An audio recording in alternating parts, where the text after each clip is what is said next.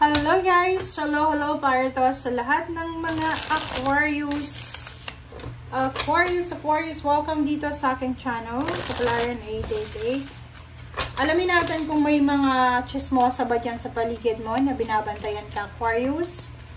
Alamin natin kung may mga human CCTV, may mga hindi makamove on sa'yo, mga ex, or kung sino man sila sa buhay mo. Okay, 3 of Swords, 10 of Pentacles, okay, Ace of Pentacles, 8 of Swords, OMG,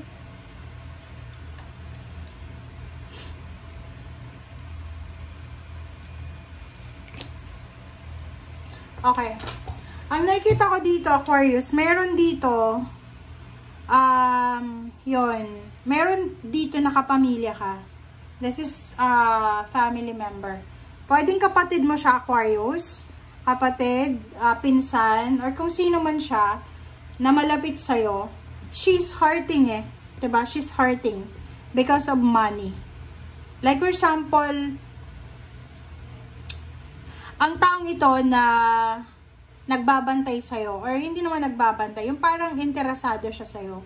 Yung ini-stalk ka niya sa mga social media accounts mo, nagtatanong-tanong siya sa mga kakilala niya na may alam sa'yo. And this one, she is or he is currently in pain. Diba? Emotionally, parang ano siya eh, heartbroken ba siya? May financial problems ba siya? Parang ganon. Pa-comment sa comment section if you're resonated. Nakikita ko sa'yo dito, rejection to eh.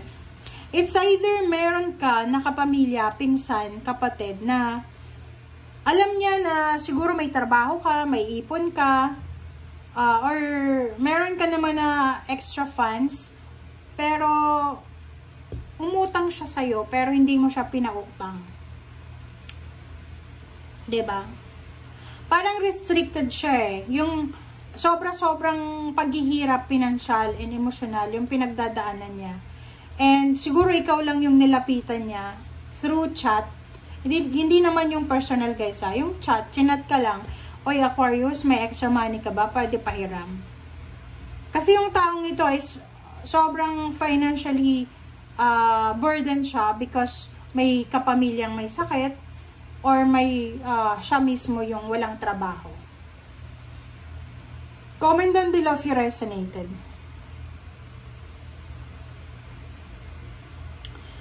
Meron ditong 3 of Swords and then 8 of Swords.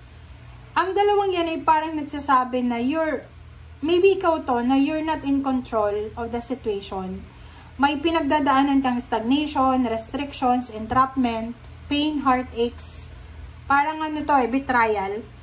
Or parang ano, nang tawag dyan. May ini-expect ka na lump sum of money. May ini-expect kang job offer, contract signing, visa.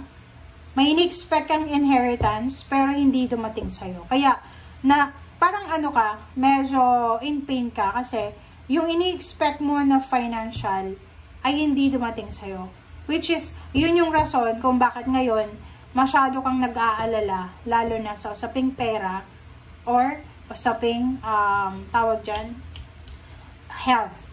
Nakikita ko sa'yo dito kasi may 10 of Pentacles dito eh. Wala, like for example, siguro mayroon naman kayong ari-arian na kailangan ibenta, pero imposible yun na may ibebenta. So, dito sinasabi ng 8 of Swords na maybe you're in the situation na kahit gusto mong gawin, pero hindi mo magawa. 7 of Cups, sinasabi ng bara sa'yo na you have choice and option na kumbaga, gawin kung ano yung gusto mong gawin. Pero, kung ang sitwasyon mo na to na 8 of Swords, tapos nasa 3 of Swords ka pa, entrapment yan, wala kang magagawa. Yung parang, halimbawa, gusto mong magtrabaho, hindi ka makakapagtrabaho because may edad ka na, senior citizen ka na, because baby ka pa lang, or hindi baby, yung nasa studying period ka pa lang, Or, di ba, may mga estudyanteng ganun na atat na silang makapagtrabaho kasi sobrang hirap ng buhay, may mga sakit sa pamilya.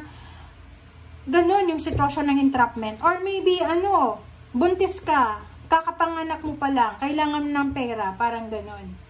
Wow. Tingnan natin, ano bang advice sa'yo ng universe?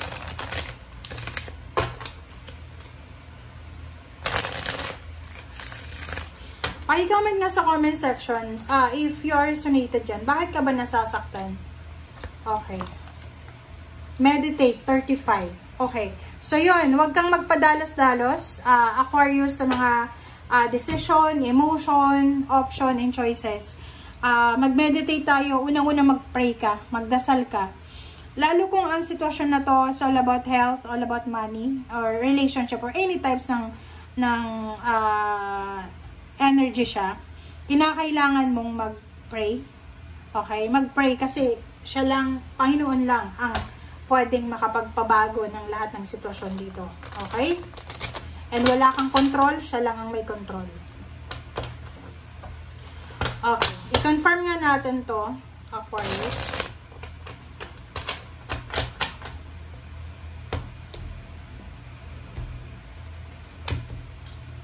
Okay. Three of Swords and King of Cups, yun. Sinasabi ng bara sa'yo, Aquarius, na kahit sobra-sobrang sakit, hinanakit, galit ang nararamdaman mo, you need to calm yourself. Okay? Kalmahin mo ang sarili mo, hanapin mo yung peace of mind. Or hanapin mo yung peace. Diba? Prioritize your peace. Napakahirap neto sabihin kasi makikita mo yung 3 of Swords saka 8 of Swords. Sobrang painful niyan eh. Kasi gusto mong kumilos pero hindi mo magawa. Gusto mong tumulong pero hindi mo magawa. 4 of Wands, 10 of Pentacles. Sinasabi ng bara sa'yo dito na pamilya. If you need something, if you need help, siguro kapamilya. Kung sino yung kapamilya mo na pwede mong mahinga ng tulong, pwedeng yun ang kailangan mong tawagan or, diba? Dito sinasabi ng barahan na huwag kang mag-alala, Aquarius, kasi maraming financial new beginnings ang paparating sa buhay mo. Siguro na delay lang siya, but parating na siya. Diba? 8 of Swords, saka 10 of Swords.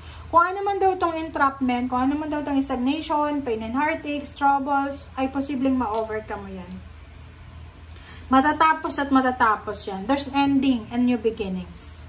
5 of Pentacles. Knight of Swords, sinasabi ng barahan na if you need money, if you need help, assistance, protection, there's someone here na there's a good news, there's information na parating na sa'yo. And 7 of Cups, you have choice daw, you have choice in option kung anong klaseng trabaho ang gusto mong pasukin. You have choice in option kung ano bang source of income ang gusto mong gawin, but be careful na yung gagawin mo na yun is legal naman. Okay? Okay, so Dove, from the spiritual helpers mo, spread messages of peace and harmony. Archangel Bukti, diba? So parang nakikita ko sir dito, masyado kang masyado kang burdened eh. Diba? Exhausted, wasted yung energy mo, drain yung energy mo. So, kailangan mo ng peace and harmony. Kailangan mong hanapin yung katahimikan, yung peace na yan. And you need to pray. Thank you guys. Bye!